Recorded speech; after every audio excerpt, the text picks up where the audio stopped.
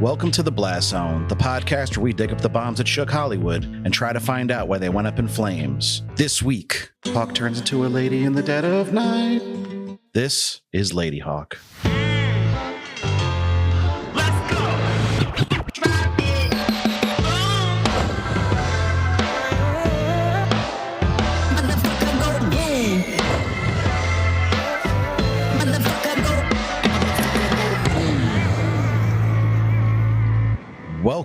Welcome to The Blast Zone. Welcome to The Blast Zone. We are not a podcast about bad movies. We are a podcast about movies that did badly. That's right. I am Jon Drake, in-house film critic of my Letterboxd account. And I'm Ian Dukes. I'm a person with thoughts and feelings, and some of them are about movies. Movies like Ladyhawke, which we'll be talking about today. But before we get into that, Ian, how are you doing this week? Well, just a quick update on my walking journey. I'm still walking here. I did 6 miles yesterday, and I'm proud of achieving new milestones, like hitting 12,000 steps, which was cool. And it's all done without ever leaving my apartment. People may not know this, but I simply walk around in circles in my socks. You're like a bear at the zoo. I'm aware that's literal crazy person behavior, but it works for me. It keeps me healthy, keeps me crazy at the same time, which is about as good as I can ask for. Hey, any activity is good. We don't judge here, except a little bit when I called you a bear at the zoo. That's a very friendly comparison. I don't mind that. I got some exercise this morning, too. I mowed my lawn. Wow. That feels like a springtime activity. Yeah, it's a beautiful spring day in New England. And you know what? My lawn looks like absolute dog shit. I should get out there and mow it. And so I did the first mow of the season. Very exciting. Very cool. Feels like a renewal. Yeah, and a refreshing change from scraping ice. Exactly. We had quite a brutal winter, so this was really the ushering in of a new time. Also, my lawn looks pretty good now, so feels good. But it's going to get cold again this weekend. Oh. But I like mowing the lawn when it's cold because then the bugs aren't around. Oh, sure. Kicking up clouds of gnats in your face. Yeah, and I live in a very gnatty area. We're in the mountains, so once you start mowing the lawn, the gnats all wake up and they're pissed. Oh, shit. Fly into your face.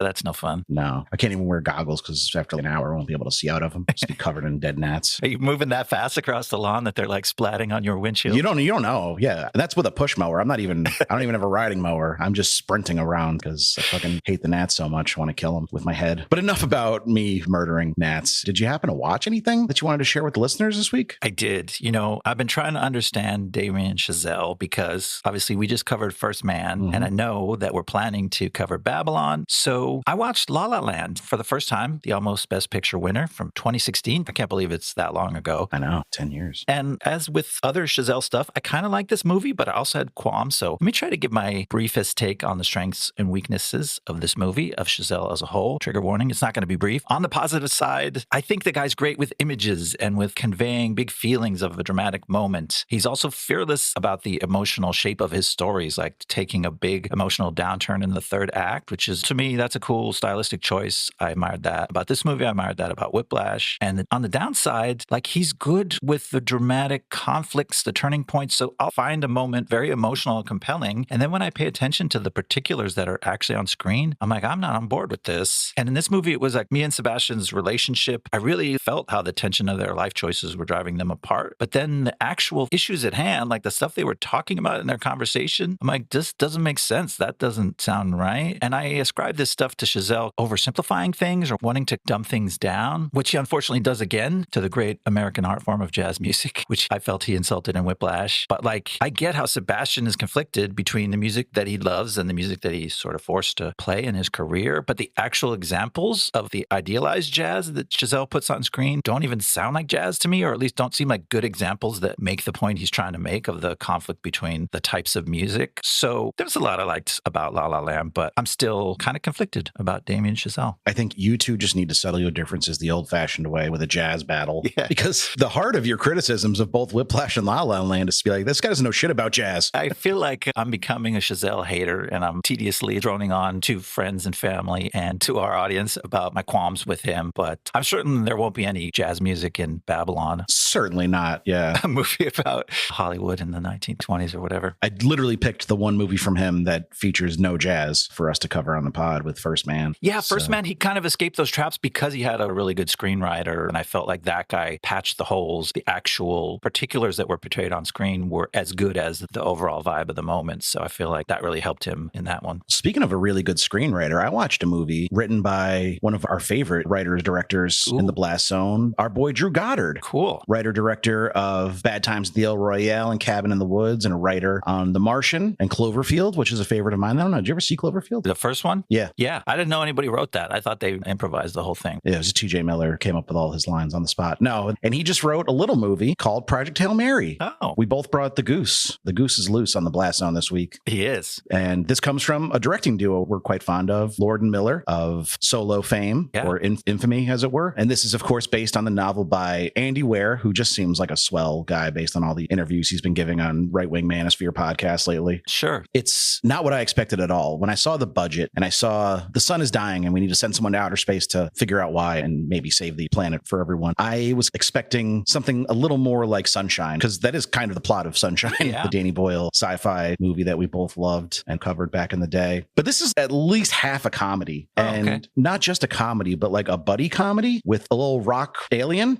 that we meet about a third into the movie. And if that sounds annoying to you, you're wrong, because I would die for that little rock alien. And he saves the movie. He is like the emotional heart of this film. The criticism of a lot of Andy Weir's writing is that it's very cold. It's technical. It's well researched, and the science seems to make sense. He writes hard sci-fi, but he's not always great at writing characters and big emotional moments. So Lord and Miller love big emotional moments, and they're very good at them. And they really cast a guy who's insanely likable in Ryan Gosling. He seems to be probably the biggest movie star in the world right now. Yeah. And it's really just these two dudes broing out and trying to save the earth for 2.5 hours. I was a little perplexed by the $250 million budget, because the movie is gorgeous, but there's not many action scenes to speak of. Most of the special effects budget must have just gone to beautifully rendering outer space for like large swaths, but nothing happened. They're just like flying around and like, oh, that does look nice, which is a strange way to spend $250 million, but it's a financial smash hit. So I guess it worked out for everybody, I guess. And I'm very curious to hear your thoughts on it when you get a chance to check it out and see what you think. Because I know you tried reading some Andy Weir and he left you cold, didn't he? Yeah, but I bailed out of The Martian halfway through it. I was like trying to stick with it. And when you read his books, at least the one that I tried to read, it was like he really feels like a science teacher going out on a limb, trying to give you a fancy word problem to explain some science concepts. And they get really tedious when it's like novel length. But this does sound like he collaborated with some really talented people that filled in his gaps. And you can't argue with the public's reaction to this movie, which has been overwhelmingly good. Yeah, it's a feel-good sci-fi comedy, which we don't get a ton of those these days, or semi-original IP. Yeah, so it scratched an itch. It hit a sweet spot for me. It's a movie that I was thinking about watching with my son, who's 8, and I held back at first because I wasn't sure if it would be a little too heavy. But now I'm like, I think he's going to love Rocky, the little alien guy, so much that it's worth trying out. That's great. But enough about Ryan Gosling. He is not in this movie. He might not have even been born yet when this movie came out. He might not. All right, no, he was 5. We're talking about Ladyhawke. This is the rare situation where you suggested a movie that I'd never even heard of, which I don't think ever happened before. Which is very cool and fun. And I need to shout out my brother-in-law, Jon. Jon, thank you for this recommendation. He's the one who mentioned it to me recently, that he rewatched this movie and pointed out that, hey, this lost money. And I was like, wow, I remember that one. I hadn't thought about Ladyhawke in years. I fondly remember it as a kid watching this at my friend Kevin's house. His family was the first people that I knew that had cable, and not just basic cable, but like they went in on the premium channel. So did they have the inflatable remote? They were the ones that had the squeeze toy, squeaker remote. And like at that time, the cable box had a wire, right? Like it was a big faux wood box with a lot of punch buttons. You had to string it over from the TV to the coffee table. It's bizarre. Yeah, I'm from an ancient era that no one understands anymore. But Kevin and I, being teen boys at the time, were down for anything, of course, with swords and sorcery in it. And so cable TV allowed us to catch a lot of the gems of the 80s fantasy boom, like Ladyhawke, like Excalibur, Beastmaster. Hawk the Slayer was a special favorite of ours. That's a really small movie that probably doesn't exist in most people's memory. But all those movies are deeply imprinted in my psyche to this day, 40 years later. Yeah, I was not familiar with Ladyhawke. And when I brought it up to my friend Tim, he was like, I love Ladyhawke. Cool. And he was also like, also, you should check out Excalibur. So a lot of the movies you just listed, nice. It does seem like that's a through line with people who enjoy these things. But watching Ladyhawke for the first time, I was almost nostalgic for it, even though I'd never seen it before, because it really just does evoke a mid-80s fantasy aesthetic, but without the winking that a lot of those films did at the time. This is a movie that plays it pretty straight, takes itself relatively seriously, and for that reason, it feels more timeless than a lot of the other 80s fantasy movies that are embroiled in so much cheese that it can be hard to revisit them with a straight face. So this absolutely worked for me. But when you were like this weird 80s fantasy movie, I was like, who could have been the star? Like Treat Williams? I don't know, like somebody who's kind of like a TV guy. Right. And then I look at the cast and it's Matthew Broderick and Michelle Pfeiffer and Rutger Hauer to a lesser extent, like A-list stars. I mean, Broderick was probably on the come up and maybe not an A-lister yet. He hadn't done Ferris Bueller at this point, but Michelle Pfeiffer was absolutely a household name by this time. So impressive cast, shot on beautiful locations in, I'm going to call it Atance, like Italy, France. Okay, yeah. Because all the locations are real places in Italy, but everyone's got French names for some weird reason. Yes, we struggled with that, whether to even say where the movie's set, because Wikipedia disagrees with IMDb on this. If you watch this movie and you see the amazing landscapes and you want to visit them, you have to go to Italy. But the characters are French. It's not like they made up towns in Italy, because Aquila's a real place in Italy. Yeah, even the historical basis that inspired some of the parts of the story is Italian, but for some reason they just were like, we want to change it and everybody's going to be French. And this kind of Christianity where like people are getting tortured and murdered all the time, that's very Roman Catholic. So Italy just makes the most sense to me. But then we should talk about what further confuses it is the accents, because Matthew Broderick is sometimes trying to sound British. Vaguely, yeah. Just lightly, just in a theatrical sprinkling kind of way. And then I read that Rutger Hauer, who's a Dutch man, had just spent a whole lot of time and effort working with a dialect coach to perfect his American accent so that he could get into American movies. So he is doing the most down the middle American accent in this movie. For a European man, acting a European role in Europe is part of the whole funny mishmash of it all. Yeah. And then Michelle Pfeiffer gets 8 lines in the whole movie. So it's hard to really get a finger on what she's trying to do exactly with her voice. She's mysterious on purpose. She doesn't say a lot. She's acting with her face, which is a phenomenal face. But it all kind of works. It's classy. Like you said, it's not cheesy. It's not about guys with muscles stripping down and oiling up and flashing swords. Although there's some flashing of steel in this movie that gives you some of that genre fun. But it's got a nice, classy feel to it. Yeah, it's understated, the action scenes. They're not the end all, like they're the means to the end of advancing the story and giving us plot points to work off of. They're not in and of themselves the point. Yeah, it has more of a fairy tale plot than an action hero plot, which is nice. And Donner brings a fairy tale aesthetic to the look of it, the feel of it. We'll get into some of the details of the techniques that he uses and what he does and doesn't do. But like, I like this movie. My only complaint with it is just that it's not as tight as it can be. And it starts off really strong and then it drags in the middle towards the second half. And I got a little tired of it at the end, which honestly, I think I did as a kid. Like, I didn't stick around for the whole movie. I was like excited about it. And then I got bored in the middle. And it still has a little bit of that. But it's overall, it's a pretty charming, endearing movie. It is 2 hours plus, which is a big investment and felt like probably an even bigger investment in 1985. I'm firmly of the belief it could have been a tight hour 50 and would have been the better for it. But that's your only qualm, huh? You got one qualm and it's the length of the movie, not the soundtrack. Oh, yes. You set this up where you're like, oh, this movie doesn't feel cheesy like an 80s movie. It doesn't take you out of it with those winks and nods. With one big exception, the most fucking... People describe it as like prog rock. I would not even call it prog rock. It's a little too like keyboard heavy. I know keyboards are part of prog rock, but it's like a lot of orchestral instruments, but like sampled on a keyboard and played like at a shitty bit rate. Yeah, it's a weird score. It sets you up almost like it's a punchline, which is unfortunate because it takes you out of the movie even more, because there are sections that are purely orchestral, very traditional soundtracky stuff, which you expect in a fantasy setting. You want the trumpets trumpeting and the strings swelling, and then the drums will kick in and the synths and the guitar, and you're like, damn, that is really 80s.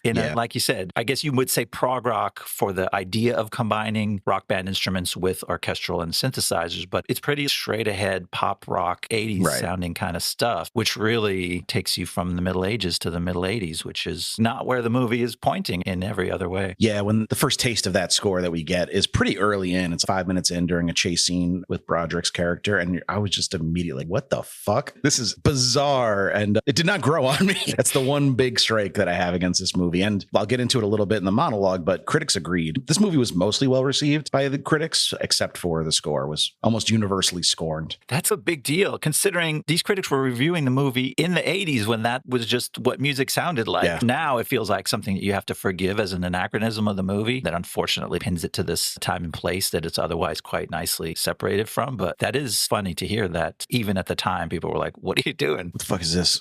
All right, well, speaking of my monologue, would you like to get into the making of this movie? Let's hear how this thing happened. All right.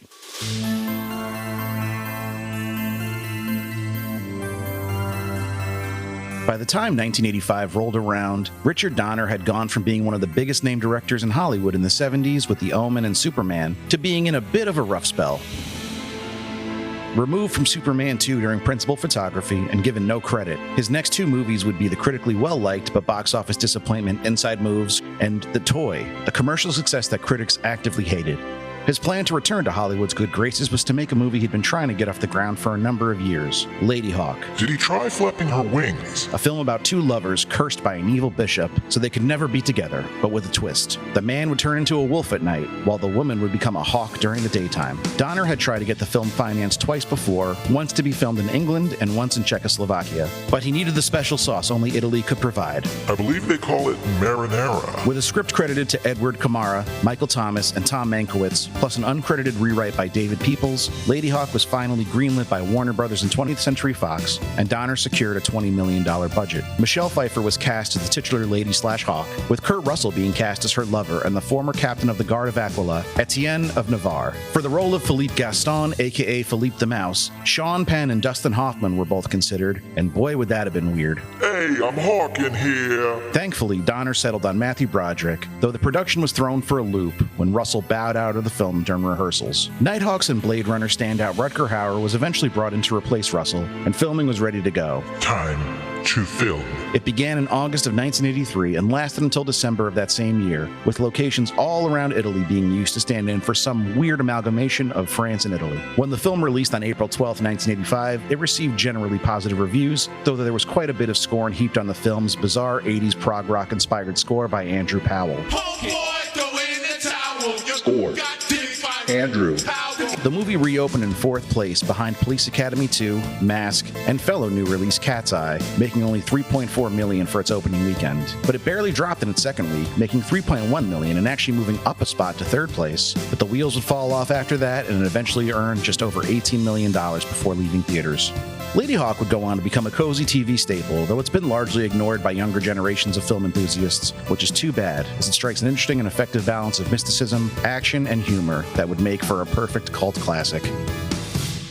Yeah, I assume that the people who have seen this and love it feel pretty strongly about it. But I do wonder what went wrong. Like, why wasn't this good enough to just make decent money? It's a high quality film. You certainly don't feel like it's cheating you when you sit down and watch it. It's got a solid story. It's got obviously all these really good actors. And for me, it just like fell a little flat. But was that the only reason that it didn't happen at the box office? I don't know why this movie failed at the box office, but my theory about why it never really caught on in the same way other movies did through TV and home video is because it's not a movie you can put on at any point and pick up in the middle of and be like aware of what's going on. Like you'd be confused as shit if you turn this on 2/3 of the way through. Whereas other movies, you can just pop in for a scene or two and that lends them this kind of coziness. This is a movie you kind of have to watch from the beginning to really understand what's going on and why. Yeah, I feel like it might share some of those characteristics with other fantasy movies or fairy tale movies where, you know, a lot of the time in this movie is spent on discovering the secret of the lovers, right? Or working it out. And that's kind of like a staple of movies in any kind of speculative fiction, whether it's fantasy or horror or sci-fi. It's like a hero is seeing weird things happen, trying to figure out what the story is, and the story then spends some time revealing that, oh, his strange traveling companions are actually a man and a lady, and they have a curse on them, etc., etc. And I like the way this movie handles that. It may be a little bit laborious, but you could say that about a lot of films, because that's one of the trickiest things to do is to like strike that balance of how do we make it so that the audience isn't too far ahead of the character and he doesn't seem dopey, not getting what's going on. And one of the things I like about this script is the way Matthew Broderick's character deals with figuring things out. He kind of levels with you. The movie is like this light fairy tale fantasy theme, but then you have this character who's pretty plain spoken and he goes, I know something weird's going on. It's freaking me out and I haven't figured out what it is yet. But like the fact that he levels with the audience helps smooth over that aspect that they're playing this dance with the premise. Yeah, the dialogue and the tone are mostly utilitarian, which is a nice counterbalance to the mysticism and dreamlike qualities of the story they're telling, where it keeps it relatively grounded. You don't feel like you're watching something that's, I don't know, wildly out there. Everyone still feels like they're in the real world to some extent. It's a nice mix of fantasy and grounded kind of people. The people in the world are kind of real with each other, which is nice. They don't act like fantasy people that couldn't exist in real life. Except for the composer, Andrew Powell. He's in his own world. No, he could not exist in real life, obviously. Weirdly, he was somehow intertwined with the Alan Parsons Project. That was like where he got his start in music. Oh, okay. And Alan Parsons was like, he produced the score with him. So we shouldn't heap all the score on Andrew Powell. Alan Parsons is also to blame. Yes, he may have done those arrangements and hired the musicians. I don't know. I tried to look up Alan Parsons because there was one song called Eye in the Sky that Alan Parsons Project had like a radio hit, but mostly he's known as more of a behind the scenes guy, as like a producer. I couldn't even understand it at the time. Like, why does a person have a project? Bands are either supposed to be like a person's name or a creative band name. And here was this like thing on the radio. And they're like, this is by a project. I'm like, projects don't do songs. It's true. Did he have another band that wasn't a project and was more just like a creative outlet? But this one had to be a project. This was a project because he wasn't like the band leader. He was like the producer. Yeah. The first line in his Wikipedia is English audio engineer. Right.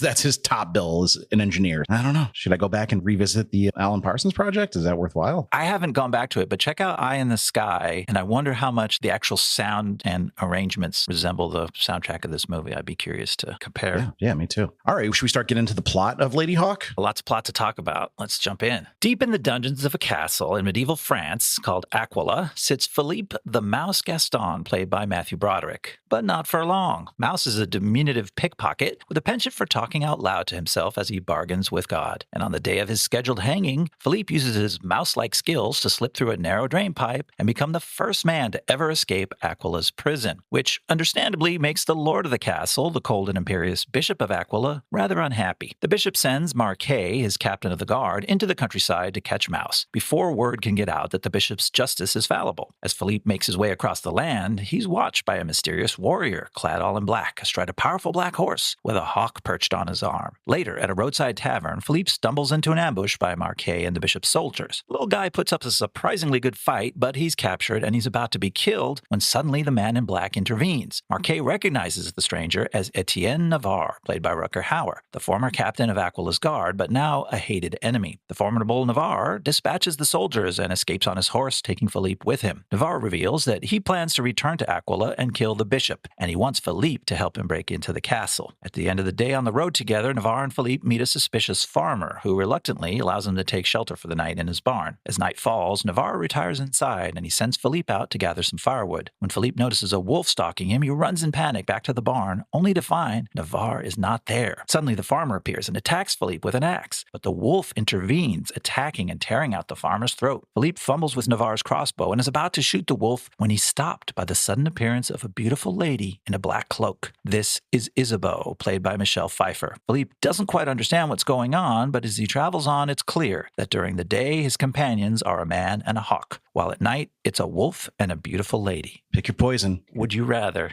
So we start this movie off with Matthew Broderick right away. And I would not describe myself as a Matthew Broderick fan by and large. Okay. I find him to be a little grating, but I kind of like him here. I agree. Ferris Bueller was like an important movie of my youth, but kind of an annoying. Came out a year after this. You don't necessarily want to go back and hear him cracking wise again, but somehow it's palatable in this. But he's doing his Matthew Broderick thing. I don't know how that became his signature move, but talking to himself in movies or talking to the screen, he's not really breaking the fourth wall Ferris Bueller style in this movie, but he essentially is, because he's making promises to God. He's just talking out loud about his situation. And that's like his thing. I think going back to him doing Neil Simon on Broadway, I think he was the star of Brighton Beach Memoirs, which is a play where the main character breaks the fourth wall constantly. That's just like his move. Well, I was going to say, isn't voicing your internal monologue out loud a Broadway thing or a theatrical thing so you can clue the audience into what you're feeling? Probably, yeah. He's very much a song and dance man. He's a Broadway guy through and through. So it would make sense that he brought some of that over to the screen. But I like him. He's basically playing medieval Ferris Bueller in this kind of ne'er-do-well. And I think that my prevailing theory about Matthew Broderick is that when he's just playing like a straight, helpless little aw shucks guy, I find him grating. I like when he's using his inherent vulnerability to like manipulate people, which Ferris Bueller is an interesting movie because if you watch it from a certain point of view, he's kind of the antagonist and the protagonist of his own movie. Right. He gets people into a lot of fucking problems because he's a liar and a manipulator. You get the sense that he has a good heart, but he's not totally virtuous. And I feel that way about Philippe too. Obviously, he's a thief. He's a pickpocket. He's stealing from, as far as we could tell, the right people, but he's still not blameless in his circumstances. No, that's true. And his story is one of being redeemed from being a rogue into his love for Isabeau that develops, causes him to do right and to do good things by the end. And I was just so frustrated with him too when I get to that, whatever that open air tavern is, a very strange setup they've got going on here. It reminded me of the Bohemian Bohemian Beer Garden in Astoria, in Queens, where he just goes in and he's like, "It's me, Philippe the Mouse from the Dungeons of Akula. I escaped and I stole this money. I'm going to buy everyone a drink." It's like, man, you're like an hour away from where you escaped from. Please smarten up, dude. And then, of course, he gets captured immediately, but saved. Yeah, he's pretty foolish and reckless in that sense. And it does feel a little tacked on, like that's not one of the main characteristics that you learn about this character outside of that one incident. He's typically more cautious than that, yeah. Yeah, he's mostly sneaking around and stealing stuff when people aren't looking, but he decides to boast a little bit and it gets him in trouble. But I like another sort of wrinkle and layer to this movie that I didn't expect in this character is, so he's suddenly surrounded by these soldiers who are really good at wearing disguises and popping out of places you didn't think they were going to be. And then Matthew Broderick in this character as a little wily pickpocket is quite athletic, right? Yeah. He's doing all these acrobatic moves to escape these guards. He's slipping underneath guys' legs and twisting around and jumping up and climbing over trellises. You could see it's Broderick in a lot of these moves. He's surprisingly credible as an active and acrobatic action hero, which I didn't expect from him. He's not a warrior by any means, but he's holding his own in the sense of he's not getting captured and or killed. He spends a lot of this movie dodging blades being thrust from beneath him.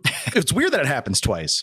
It happens here and it happens in the second act as well. But I wanted to go back to something you mentioned here, that these guards, they must take theater classes as well, because they are great at a dramatic reveal. Like being really good at hide and seek must be a requirement. But there's like a handful of scenes where they just like dramatically shrug off their cloaks to reveal themselves. And they really do have a flair. Yes, it's very theatrical. They play into it. I would say if there's one other thing besides the soundtrack that anchors this movie in the 80s, it's the guards' costumes. They're a little bit flashy. I mean, they still mostly medieval. They're not wearing headbands and leg warmers, but it's like a little bit hyped up in an 80s style kind of way. I liked him though. And this movie was lauded for its costuming. I know it won a Saturn Award, which is like the sci-fi awards. Oh, cool. I don't know if they're still around for its costume design. And yeah, they might not be historically accurate, but I found them striking and interesting to look at, which is all you can hope for in a movie that's plain in its cinematography and doesn't give you a ton to grasp onto. I would disagree with that assessment. I felt like it was giving me a lot to grasp onto. I guess, I mean, the landscape's more kind of plain. There are a lot of open fields. That's true. It's grounded in real places, but there's also some really inspiring mountain ranges, Italian Alps or whatever they are, that are really cool. I felt like this movie, it's not a special effects movie, so it's not wowing you with effect shots. It's all very practical. It's just sort of set in real life locations. But I felt like Donner was doing a lot visually. One thing he does, which stood out to me, is he seems to be using colored filters on the lens. I don't really know, but that's what it looks like. There's all these scenes where you see the countryside and there's a gradient where the sky gets a little purplish at the top of the screen and then the greens near the bottom of the screen become extra saturated and bright. And it gives it this sort of extra fantasy fairy tale vibe to things. And then his compositions are really good. I feel like he was really spending time setting up certain shots where a character will be silhouetted or framed against a background or a castle or a window. So I was very pleased, despite it not being a effects heavy film. There's no dragons, there's no fireballs, even the transformation, it's a movie about characters that transform into animals and back. They're done with just very plain dissolves. There's no special effects transformations. Kind of love the visual style. No, and I think that was a smart choice actually to go just, it's a picture of Michelle Pfeiffer. Now it's a hawk. That's how she transforms. Right. We don't need the 1985 claymation, animation, animorph type stuff. Yeah, some crude effects would have taken you out. Instead, it's like a storybook effect because he does get some gorgeous real shots of a hawk with streaks of light behind them that look very glorious, but just in a practical effects kind of way. And I looked it up while you were speaking because I wanted to see who the cinematographer was. And lo and behold, it was Vittorio Storaro, who is widely regarded as maybe the greatest cinematographer of all time. Oh, really? I didn't know that. Yeah, he shot Apocalypse Now, Last Tango in Paris, Ishtar. Really? Yeah, just like an absolute all-time banger of a cinematographer. So you're onto something there. I assume this guy was working his magic. I definitely appreciated what the movie was giving me in terms of the looks. They also, probably to make the most of their budget, decided to just shoot their night scenes during the daytime, as you correctly called out in the notes. That's the one thing I always... Just turn down the brightness.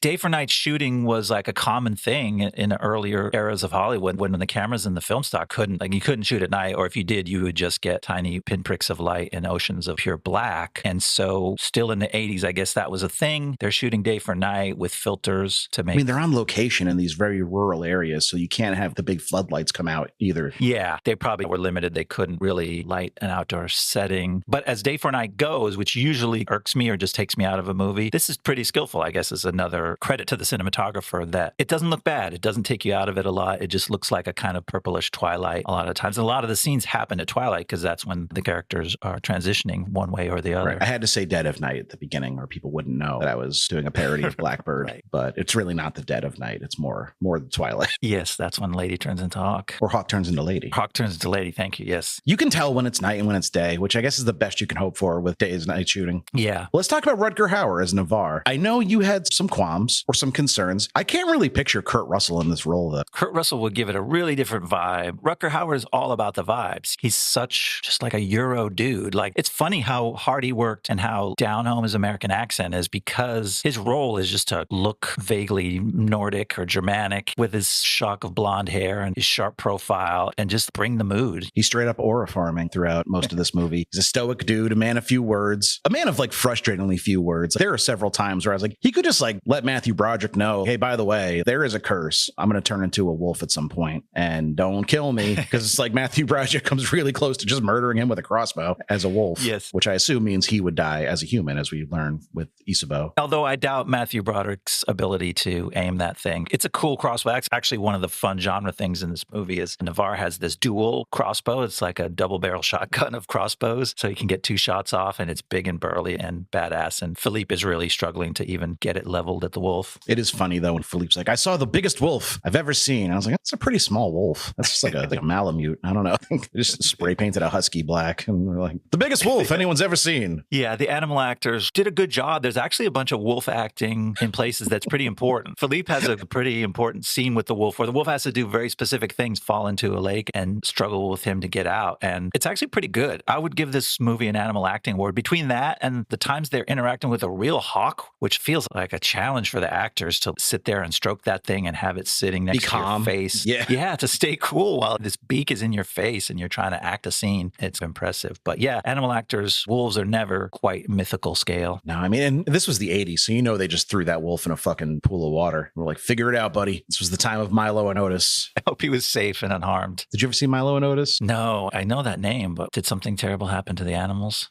Apparently there was like, let me just see if Milo and Otis made money. Me and my sister watched it constantly. It was a Japanese film. Budget 800 million yen. Okay, never mind. It was like $800 million. Yeah, there was quite a bit of controversy over animal cruelty allegations. That sucks. Yeah. Poor creatures. Yeah, I have not gone back and revisited it after learning that because I wouldn't be able to enjoy it. I'd just be looking for this points where they were clearly like abusing the animals on set. Yeah. Yeah, the hawk, luckily, I don't think they actually shot with a crossbow. No, but it has to sit there and be held wrapped in a rag with, fake crossbow bolt tucked in its wing, maybe. It looks pretty real when they're like handling this injured hawk. Yeah, I don't know how they did that, honestly. There's definitely something sticking out of her wing. Like, it's really there. It blows my mind. It's the 80s. You had to have some ingenuity to get these shots. Yeah, for sure. And then Michelle Pfeiffer as Isabeau. She's not in the first act a lot, but we do see her, and that's definitely Michelle Pfeiffer. I can't mistake her on screen. I hadn't remembered that much about Michelle Pfeiffer, which is another name of one of the significant movie star actresses of the 80s. But when you see her come on screen, this movie, the story is trying to sell you on this thing that like this woman's beauty, although that's not the magical part of her, she doesn't have magical powers as a human, that yet somehow her beauty is otherworldly or transcendent. And then Michelle Pfeiffer's face comes on screen and you're like, oh yeah, it is. So that works. So I buy it. I feel like that was part of her identity already, that she's not just beautiful, but she's somehow like entrancing. Yeah, mystically beautiful somehow. Her big role before this was Scarface, where she plays the paramour of Tony Montana. But like when you see her, the camera kind of, she's the only thing in focus and people obsess over her. And to this day, like there was a very popular song from like 10 years ago called Riptide by Vance Joy that kind of references her otherworldly beauty. I swear she's destined for the screen. Closest thing to Michelle Pfeiffer that you've ever seen.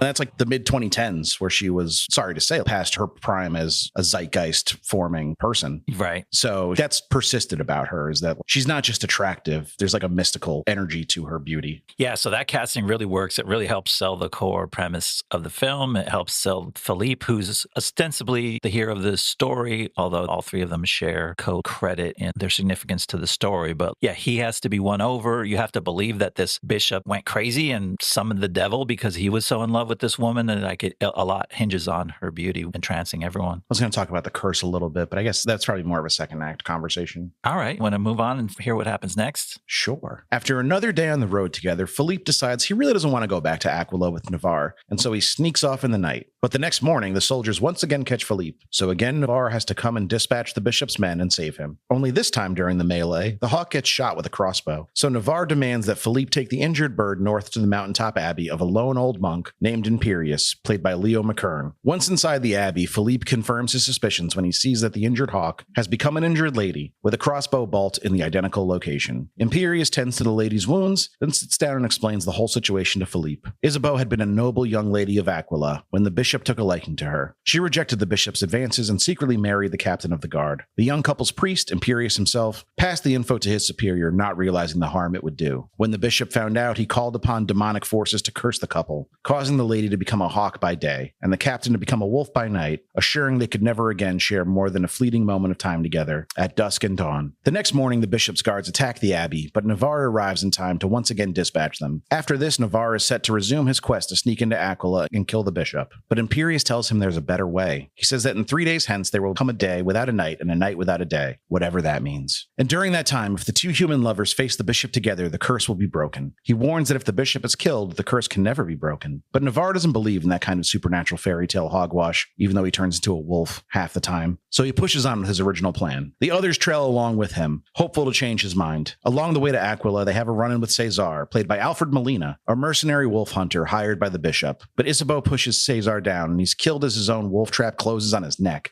Cool kills! Later, as the group passes by a frozen lake, the wolf falls through thin ice, and Philippe nearly drowns in the act of saving him. In the morning, Navarre is moved to find out that the young rogue risked his life to save him, but he is still undeterred from his goal of revenge on the bishop. Yeah, this is where, I guess, around the middle, the movie feels like it starts to slow down. I think once they escape the abbey. Even the abbey itself, definitely the final leg of the journey towards the climax is like that. But there's the second battle where Navarre has to step in and again save Philippe. And that's already like, okay, it's a little redundant. Again, they're trying to stab him through the floorboards upwards, and he's dodging. That's the way you get to a mouse, although he's pretty good at dodging it. And then something worse happens this time. The hawk is injured, and that sort of cements Philippe back to them because Philippe is like, I escaped Aquila. I don't want to go back. And this man is forcing me to go back. But he's forming this bond with Isabeau every night when he gets to talk to her. And then when she's hurt, or he thinks that's her, maybe, he doesn't resist Navarre's challenge to go save the lady. And then they get to the abbey right away. Like they don't spend any time on his journey 3 days north or whatever. It's like a mile up the road as far as the movie's concerned. Yeah, but then that's 40 minutes in, and then there's a half hour at this castle. That's a long time because they do all the exposition dump there. That's where the movie is like, ooh, you could have maybe tightened some of this. That's true. Leo McKern is pretty dang delightful as Imperius, though. I did like when Philippe first is riding up to the castle and he's, you got to let me in. I've got a hawk. He's like, oh, great. We'll have it for dinner. Come on in. And he's, no, we can't eat the hawk. They're fun together. And there's such a contrast. The young little guy and the old grumpy guy rounds out this cast of heroes very nicely. Funny to pair up the two like comedic characters together, though, and have them share so much screen time. Yeah. I was the whole time going, who is this Imperius? He's really familiar. I'm like, is that Peter Ustinov? I felt like somebody that I'd seen on PBS. And then I looked it up. And in fact, it was somebody I'd seen on PBS, but it was Rumpole of the Bailey, which is a BBC show from the 70s, maybe into the 80s. It was a courtroom drama. Rumpole was at the Old Bailey, one of those English barristers that wears a robe and a wig and defended his clients in BBC courtroom drama fashion for many years. And his hair was a lot neater in that show, but also sort of a standout actor as the curmudgeonly old guy. Yeah, a Donner favorite. He was in The Omen. But this was one of his final movie roles. He only had a handful more after this. Oh, wow. Okay. He's quite charming as Imperius and brings the movie a different flavor, gives it another dynamic. Yeah, it gives it some comedy, but he's also just got a lot of presence, so he's very effective when he has to play the serious aspects of this role, too, as a man who accidentally betrayed this young couple that he cared for and then lays it all on the line to try to undo the damage he did. Speaking of somebody brought on for their presence, Alfred Molina. I texted you. I was like, did you fucking realize it's Alfred Molina? Yeah, I suspected, but I was like, could that be? And he's revealed on screen in a way that's clearly like they hired him for his wild eyes. There's this great scene while she's injured and Imperius is doing this very tense pulling out of the crossbow bolt. And meanwhile, the bishop is being tortured in his dreams back in Aquila, and he's called for this wolf hunter to be brought to him, and the door flings open in the middle of the night. Some really good cinematography and editing where these cross-cut scenes feels like something maybe you would see in The Omen, right? Like it gets a little spooky there. That wolf is howling in the night. All these images are flashing one after another. And then it culminates with the door being thrown open, and there's Alfred Molina standing there looking like a wild man. He's got crazy eyes. He behaves in a crazy way. He behaves in a way that fits his eyes. It seems like a real wild card. But he's Alfred Molina. He's great. Love to see him. Yeah. He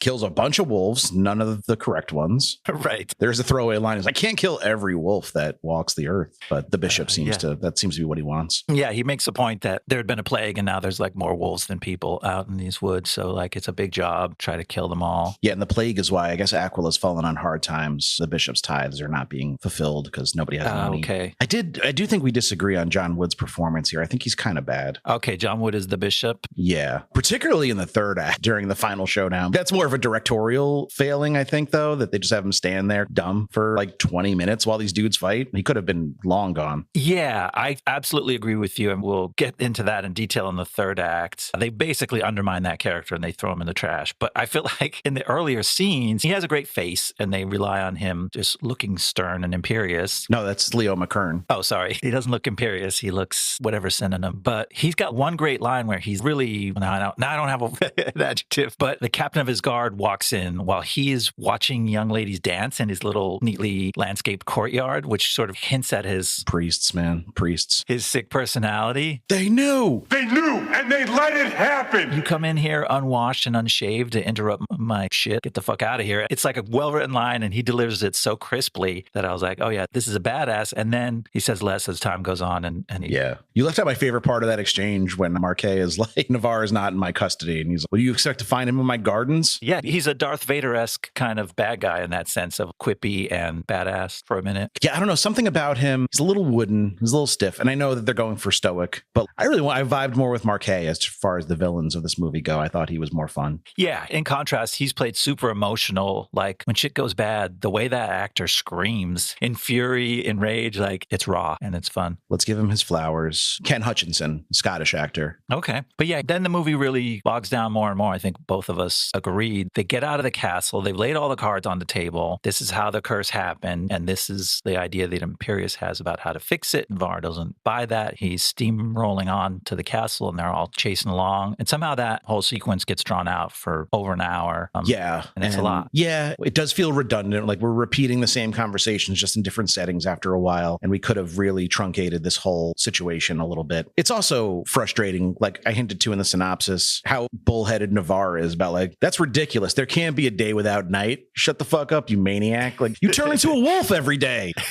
Yeah. He's suddenly very skeptical about supernatural ideas occurring in this world he lives in, where his wife is a hawk half the time. The bishop summoned the devil because he got put in the friend zone. And you're just like, no, shut the fuck up. That can't happen. Get out of here. And he's like, day without a night? That's crazy talk. I do like how the movie handles the actual logistics of the curse, which is to say they don't. They're just like, yeah, the bishop was super pissed, so he made a deal with the Dark One, which is the correct way to handle it. You don't need to see the devil on screen being like, nee. There's no flashback, but it works. Because it's got a storybook quality, it's okay to just have them tell you that this happened. I was also just fine with that. Yeah, it could have been like a budget constraint, but this is one of those situations where less is definitely more. Leave it to the imagination and it pays off. I'll be honest, I had to rewatch the whole section with the frozen lake to be like, what's the point of this? Why is this in the movie? Yeah. And I'm still not really sure. It's just more danger. Yeah, the whole thing gets pretty convoluted and confused. And I think I figured out what's supposed to be happening. So at various points, the various other characters are trying to convince Navarre of a pretty simple thing. They're like, there's this thing happening. They can't call it an eclipse because they have to act like they can't imagine. They don't know what that is. What day without a night means. But he's like, I'm going to get to Aquila tomorrow. And they're like, no, just do it the day after because that's when the thing will happen and we can do it the right way. And he's like, no, I'm impatient. And so they're like, oh, okay, we're going to come up with a plan to force him to take another day. We're going to dig a pit and Isabeau is going to trick the wolf into falling into the pit and then he'll be stuck for the night. But he doesn't travel at night. So he's going to wake up as a guy in the morning and get out of the pit and still be on his schedule. Like, what were they thinking would happen? Yeah, I couldn't really make sense of it. The movie does not do a great job of explaining its logic here. Maybe they just really wanted to throw a wolf in a pit. I don't know. I guess it shows them taking action to try to stop him because they've tried to talk him out of it and he won't listen. But then they end around the whole thing, and the pit doesn't get used anyway. Yeah, because they fall into a frozen lake anyway. Yeah, the wolf falls into a different trap, a natural one, not their artificial one. As she's trying to get him to come over to the pit they dug, he falls in a hole in the ice, and then they have to save his life. Which begs the question, why not just have him fall into the pit they dug from a screenwriting perspective? Why are you adding another thing? I guess they were using it to re-warm the relationship between Navarre and Philippe, because Philippe nearly sacrifices himself. He jumps into the icy water. The wolf scratches the hell out of him, trying to kick and paw his way out of this hole. So it's a good moment where Philippe really does something generous of spirit, sacrifices himself, and then Navarre kind of catches on in the morning. And it's just one chink in softening Navarre up to maybe, but he never does. He still goes into that church to just straight up murder the bishop. And he gets there on the right day anyway. Wait, hold on. Their trap didn't work. They didn't delay him a day. They went just as planned into town, and yet it's the day of the eclipse, so problem solved. I guess what I'm landing on as we discuss this is you don't need the wolf pit at all. Just be like, we're crossing this lake, the wolf falls in, we have to go in and get him out. That rekindles the bond between Philippe and Navarre. And then you could even be like, he was too weakened by that to travel the next day, so they had to take a day and rest. Like, they're making it more complicated than it needs to be. Yeah, they didn't even need the extra day. Navarre could have been like, your day without a night stuff sounds stupid. I'm just going to go there on that day and kill him. And they're like, just maybe pause for a minute and see if we can do the undoing of the curse. Like, it didn't have to be a different day, because in the end it wasn't maybe. It's a little over complicated, and that's where the movie it definitely could lose people. Like you said, it almost lost you, or you just gave up on trying to make sense of it. Yeah, I kind of zoned out. I was just taking in the vibes for a while. All right, you ready to take us home? Okay, here we go. Finally, our heroes arrive together at Aquila. Philippe crawls through the drains to a hidden spot underneath the cathedral where the bishop is performing a clerical ceremony, while the others use subterfuge to make their way past the guards at the castle gates. Before he leaves Imperius to confront the bishop, Navarre pleads with the old monk. He tells Imperius that if Imperius hears the church bells ring at the end of the ceremony, that will mean that Navarre was killed and he's failed in his mission to take down the bishop. And in that case, the only humane thing will be for Imperius to euthanize the hawk while she's in animal form and doesn't know any better. Inside the cathedral, Philippe unlocks the heavy church doors and lets Navarre in. So Navarre faces off in a massive duel with the guard captain Marquet and several of his men. During the fight, an injured soldier falls from a parapet and becomes entwined in some ropes, which set the church bells ringing. At that moment, Navarre assumes that all is lost for Isabeau. With nothing left to lose, Navarre kills Marquet and closes in to kill the bishop. But all the while, the moon has been encroaching on the sun and now has formed a total solar eclipse. In this time that's neither day nor night, Isabeau enters the church in her human form. Facing the bishop together, the lovers' curse is broken. Stunned and shattered, the bishop rises up with a last gasp effort to spear Isabeau with his staff, but Navarre runs him through with his sword, ending his reign over Aquila. In the aftermath, Navarre and Isabeau thank Philippe and Imperius for their friendship. Then they rejoice as the two lovers are finally able to once again fall into each other's arms. Did my eyes deceive me, or does Navarre's sword like glow after it goes through the bishop? Oh, did it? They were like, it's just something supernatural when the bishop died. It doesn't have to be crazy, but just make the sword glow a little bit. I like that. I didn't pick up on that. They play up the sword in a way that doesn't really pay off. Yeah. He gets introduced. He goes through what the different gems are on the hilt of the sword from his family's history and how there's one empty space where he's going to fill it with his own meaningful thing. And then he uses it in the final scene, but it's not a movie about special swords. No, it's not Andoril or anything like that. It's a gnarly looking sword. It's like a real old like claymore looking piece. Yeah, big two-hander. And I say it's not a movie about swords, but there's another qualm that I have is that it's not about a legendary swordsman and his legendary nemesis, Marquet, and yet they go 3 entire separate rounds in their duel with each other. There's a horseback round, there's 2 rounds on foot, and each of those is a couple minutes long. It's a big duel for a movie that's not about a sword showdown. And I didn't really mind it, except it does go on a little too long. But I don't think the movie did enough up to this point to establish Marquet and Navarre as equals. Like, Navarre is clearly considered to be like the baddest dude in all the land. Marquet is usually like doing like little tricks to get people. Like, he pushes Navarre's old friend into him and makes him stab him by accident. And then he like right. sends his goons after people. And like, you don't see him throwing down up until this point. So we had no reason to suspect that he could hold his own against Navarre. And then they fight for like 20 minutes. So it felt a little, yeah. But then once Navarre, like you said, he loses, he has no reason to hold back anymore. It's like, why do you have a reason to hold back before? This dude is still trying to kill him. He seems to kill him pretty easily once he decides to just be done with it. But yeah, they are pretty evenly matched. Like, symbolically and premise-wise, the setup is great. The former captain of the guard, the current one, they look different. It's visually pretty awesome when they're on horseback in this stone cathedral with these giant horses and their hooves are clomping. And they basically have a joust, like, and the Navarre's, of course, all in black. Marquet is all in white for this occasion. So it's symbolically and visually very cool. But yeah, I was done. They could have unhorsed each other and then then he killed him pretty quick after that. But no, it really went on. And the whole time this is going on, the whole 20 minutes these two are fighting, 3 full rounds. Big John McCarthy is there. Nevada rules that they're fighting under, I believe. I think it's a cardboard standee of the bishop. It's just in the back, standing stone still for the entire time, just kind of like looking on, vaguely concerned. Just looking worried, right? Like he's so badass and in charge in every other part of the movie. He was really impatient before. He was domineering. If anything, like we talked about, somebody comes into his garden, he chews them out and sends them packing instantly. And somebody comes into his church and he just kind of cowers there and looks worried for 20 minutes. It doesn't say anything, doesn't run away, doesn't take charge of the situation, doesn't even order the guards to like seize him. Like, he doesn't even do a seize him. What's wrong with the guy? What's the point of having goons if you can't be like seize him sometimes? Exactly. What's it all for? It's weird. It undermines that character. When you need him to get his comeuppance, he's the big bad, and yet he's pretty weak in the scene. Which, I mean, maybe they were going for the emperor has no clothes type situation where he's not so big and bad after all. But it is a strange way to frame that final showdown.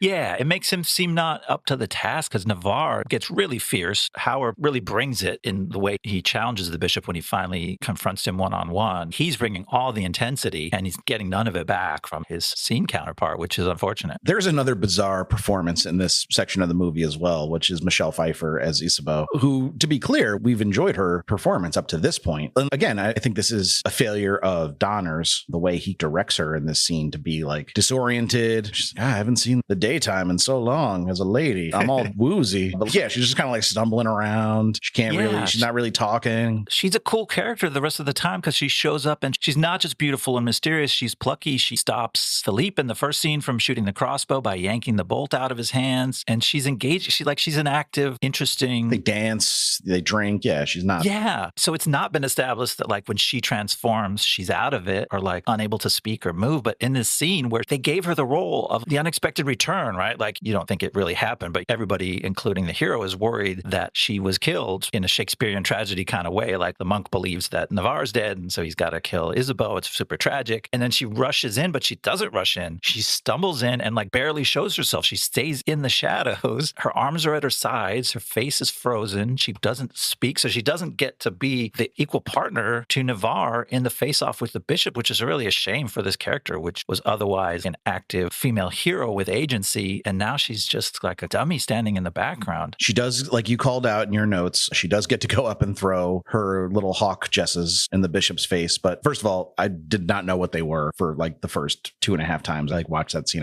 Yeah, what is she throwing at him? Yeah, she's holding some little brown shit in her hand and she chucks it in his face. Are those dead leaves? What is the point of this? I had to look up the term for what you call like the leather straps you put on a hawk's legs, and jesses seems to be right. If there's any falconry enthusiasts in our audience, they can correct us. Please do. Yeah. But that's almost like a makeup call, right? Like it's too late because the scene before, fucking Navarre is screaming in the bishop's face, look at us. That's how they break the spell. And almost hilariously, in the scene where he says, look at us, he's in the foreground. Michelle Pfeiffer is literally like 100 feet behind him in shadow. You can't even make out her face. It's blurred in the background. And I'm like, why aren't they shoulder to shoulder when he's saying, look at us, let her confront the bishop too? It's such a weird choice. Strange choice. Doesn't he have to be like, look at me, now look at her, now look at us? Like you have to do all three. Look at her. Let me walk you to the 50 yards to the back of this cathedral so you can look at her because you can't see her because I don't know my readers. She couldn't come forward for no reason. It's really frustrating. The movie really loses me there. And I'm wondering maybe that thing alone like sours you right at the end of the movie when you should feel the strongest. Yeah, it could be. It's supposed to be a big cathartic moment. They finally get to be together and they finally get their revenge. But it feels more awkward and stilted than anything that's come before it. And it does kind of undermine it. Yeah, it's just some poor decision making in the end. And then like it wraps up nice. It gives you that feel good stuff. They hug and kiss Philippe and Imperius and thank them for being true friends. And they fall into each other's arms. And it's all fairy tale, happy ending stuff, which is nice. But it doesn't take away the weird taste that scene leaves in your mouth. Yeah, that's Ladyhawke. There it is. Was it everything you remembered? It pretty much was. Yeah. Like a lot of promise, some cool style, and it left me a little bit flat. Pretty good, though. If you're a fan of high fantasy, medieval fantasy, and you've not checked this out, I would give it a hearty recommendation. Yeah, same here. I would still recommend it to people, especially if they have any interest in fantasy or 80s stuff. It's pretty cool to revisit. Now, do you want to hear how some of these careers turned out of the people involved? Absolutely. Some pretty interesting names, and a lot of time has passed. Yeah, and people we haven't covered. We never covered Richard Donner up to this point. Cool. Yeah, I know the name, but you have to fill me in on what I should know about him. So he was a TV director starting in the early 60s, but did not realize how many shows, even from that time period, I'd heard of that he'd worked on. Stuff like Wanted Dead or Alive, Have Gun Will Travel, Sam Benedict. Interestingly, The Man from U.N.C.L.E., he directed some episodes of that. Oh, wow. Perry Mason and Get Smart. So those are shows, even if you're not from that era, you recognize. Yeah, that's cool. He directed only 2 movies in the 60s, X-15, which was more like a military propaganda movie about the X-15 fighter jet, I think, and Salt and Pepper, which was a commercial success. He directed Lola in 1970, but his real breakout was 76 when he directed The Omen, which made over $60 million on just a $2.8 million budget. And that was what got him the keys to the Superman franchise, really the first big budget superhero movie. It made $300 million on a $50 million budget and was, of course, an iconic film that people really loved at the time. For sure. But interestingly and sadly, he was replaced by Richard Lester in 1980 Superman 2 during principal photography, and he would receive no credit just due to differences with the studio over the direction of the movie. That seems like there's more to that story. We don't have the opportunity to get into it, but that sounds like a story that they would write a book about, because this guy was 2 truly iconic movies leading into this. This feels like a director who should have a lot of juice and not just be brushed off a film. Like, it sounds like something must have happened to really shatter that relationship. I bet there is a book out there that gets into it. I'm going to see if I can find out. Maybe I'll bring it to the next episode and let people know how they can find out more about the situation. Yeah. Then I talked about his next 2 movies, Inside Moves, critical success, but commercial disappointment, and The Toy, a commercial success that critics hated. Then Ladyhawke. But then he goes on an absolute heater. He did The Goonies in 85 as well. Another classic.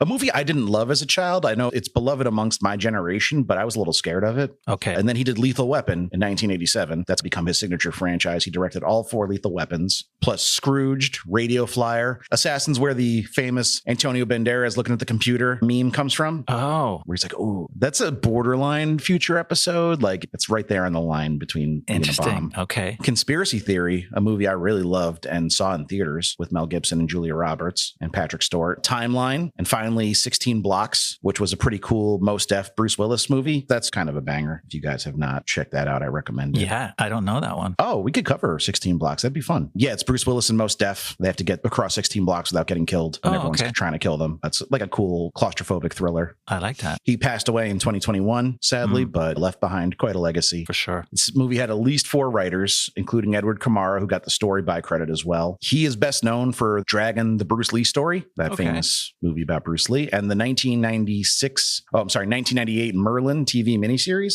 Remember Merlin? I'm not sure I do. I remember Merlin very well for one specific shot in the first scene of the first episode, or maybe even the credits, where somebody throws an axe and it digs into somebody's back across the room, but the axe doesn't rotate. Oh. And not like in a magical way. Like, it's just some guy throwing it. The axe just kind of like floats across the room. And it's like one of my favorite shots I've ever seen. It's so bad. Tom Mankiewicz is also credited. He wrote several of the 70s Bond movies. So that was where he made his name. He also wrote 1987's Dragnet and 1991's Delirious. Michael Thomas is also credited on the screenplay, not the New Orleans Saint wide receiver of years past. Okay. But this guy, Michael Thomas, has a lot of credits for stuff I've never heard of, but he's apparently the only one of them still working, with a written by credit on the upcoming Adrian Brody and Paz Vega movie Emperor. Okay. Probably the most decorated writer on the movie did go uncredited. That would be David Peoples. He also wrote Blade Runner. He was an uncredited writer on Predator. Wrote Unforgiven and 12 Monkeys. He seems more like a script doctor than a pure screenwriter. Okay. But a very well-known and well-credentialed writer. Yeah, for sure. As far as the actors involved, Matthew Broderick was best known for War Games at this point, but 1986.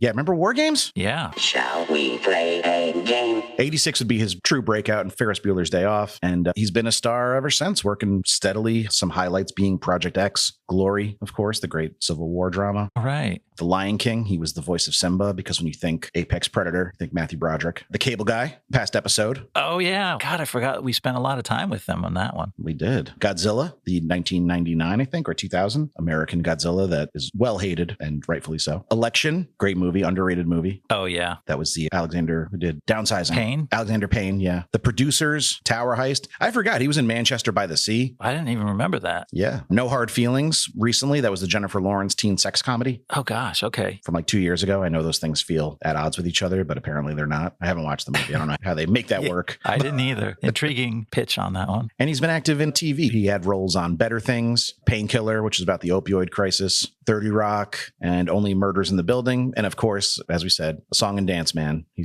never left the theater. He still does theater regularly. Nice. Rutger Hauer had been acting since the late 60s, but had his breakout in the early 80s with films like Nighthawks and Blade Runner. He'd follow this with another fantasy movie in 1985, Flesh and Blood, which Ian watched. I tried. Or did you finish it or just start it? It wasn't good. I just started it. It has a lot of interesting things going for it. It's Rutger Hauer. It's Paul Verhoeven's first English language movie. Love Verhoeven. Yeah, like it should be good, but it's really not. Like it doesn't come close to the quality of movie that this is. It's just hacked together with a lot of bad writing and bad performances, and I couldn't stick with it. Fair enough. I'll take your word for it. If you can't get through it, I'm sure I'll just be furious. I think Hauer's iconic role is probably Blade Runner, but if it's not, I would say it's The Hitcher from 86. Yes. Very famous role. He's great in that. I was one of the few people that also enjoyed the remake with Sean Bean, because Sean Bean and Rutger Hauer do kind of look alike. That's not why I liked it. I just thought that was interesting. Yeah, I can see what you mean. They both have the ability to play both, heroes and villains. They have a nobility to their faces. Yeah. The 90s saw him continue to be prolific, but in slightly lower quality, lower budget movies. He had a bit of a fall off, but was very active. One of those like Eric Roberts type dudes, just taking as many roles as he could, it seemed. But the 2000s saw a resurgence. He was in movies like Sin City and Batman Begins. I forgot that was him in Batman Begins. He's just like an evil board member for Wayne Enterprises. Oh, He was like a very small, inconsequential role for Rutger Hauer, but working with Chris Nolan, why not? Yeah, sure. And then the 2010 saw him work at a feverish pace and mostly schlock, though he had some memorable turns in Hobo with a Shotgun and future episode Valerian and the City of a Thousand Planets, which I believe that was Verhoeven, so they might have reunited for that one.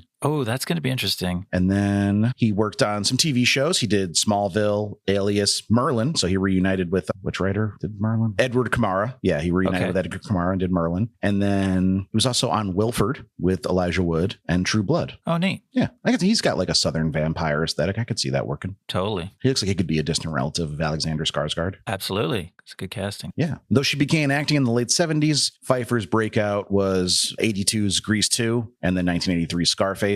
But her real apex came after Ladyhawke, when she would star in The Witches of Eastwick, Married to the Mob, Dangerous Liaisons, Frankie and Johnny, Batman Returns, of course, another movie where like her beauty is considered ethereal and is often brought up in that sense. Cool. Yeah. She worked with Scorsese on The Age of Innocence. But for people of my age, her iconic role was, of course, 1995's Dangerous Minds. And she appeared in the Coolio music video for Gangsta's Paradise. She sat backwards in a chair, which is how you know she's cool. Oh, damn. That is cool. Yeah, that is cool. Yeah, she was an absolute movie star. I think I first noticed her was already probably over the apex of her leading lady stuff. What was the Harrison Ford supernatural thriller? That's coming up next. Oh, okay. Tell me about it. I say the rest of the 90s had a slight downturn, but then What Lies Beneath in 2000 was seen as a return to form. That movie rocks. I do like What Lies Beneath. That's a fun time. I remember just getting chills from that movie. That was a really fun, spooky thriller. Yeah, I might revisit that one. That was a hit, though, so we can't cover it. So I'll just have to watch it on my own time. Sure. She's still working. She works steadily. She's been in some films you've heard of, like Hairspray, Stardust, future episode Dark Shadows, future episode Mother, exclamation point. Wait, couldn't Stardust be a future episode too? Oh, I think it could. Yeah, you might be right. That might be on our long list. I remember talking about that before. Matthew Vaughn one, yeah. Oh, yeah. $88 million budget, $137 million worldwide box office. That's definitely a bomb. Yeah, cool movie. Neil Gaiman is super problematic now. Not exactly somebody we want to highlight, but everything else in that movie is pretty fun and cool to talk about. It'd be good to do a good Matthew Vaughn movie after we absolutely skewered Argyle. True. Yeah. It's been a while since we've done a really bad movie. I should put a really bad movie on the schedule. I feel like those are fun once in a while. She was also in Murder in the Orient Express. Oh, cool. And she joined the MCU in Ant-Man and the Wasp. She's also done some TV work recently, like The First Lady and Margot's Got Money Troubles. Cool. So yeah, still working, doing good stuff. And Rutger Hauer, I failed to mention when I was going over his career, but he did pass in 2019. So RIP to a real one. Oh, yeah, for sure. Rest in peace. So I teased this when we were off mic that you do not know what we're covering next. So are you ready to hear it? Live on air. give it to me. It's a movie I made you watch, harassed you, even some might say, for months, because I thought as a Angelino native, you would have gotten something special out of it. And I still think that's true. And I think you liked it. We're doing Under the Silver Lake. Oh, wow. Gosh, Yeah. I feel like we already did that. I watched that and I thought so much about it. Maybe because we talked about it a bunch. It's got a really confusing and convoluted and intentionally mysterious set of occurrences that it made us like debate it for a while after watching it. So this will be really cool to recreate those debates on the show. Yeah, there's like whole subreddits about theories about Under the Silver Lake and who's who and what's what and what's really going on in it, because it is a bizarre fucking movie, but I like it a lot. So I'm excited to check it out. And the director, David Robert Mitchell, has a big movie coming out in 2026 in August, The End of Oak Street, which is a mysterious kind of thriller with Ewan McGregor and Anne Hathaway. Nice. That has a great teaser trailer. So I'm really excited for that movie. He also, of course, made It Follows. Oh, yeah. So as far as I could tell, he has not missed yet. This will be fun to talk about. For sure. Thank you guys so much for listening. Please remember to rate, review, and subscribe to the podcast if you can. Please. We appreciate it. You can follow us on Twitter or Blue Sky, Blast Home Pod on both. You can email us if you have any questions, movie recommendations, just want to chat about movies. We love hearing from you. We're at blasthomepod@gmail.com. Drop us a line. And we'll see you next time in the Blast Zone. See you next time in the Blast Zone. The Blast Zone.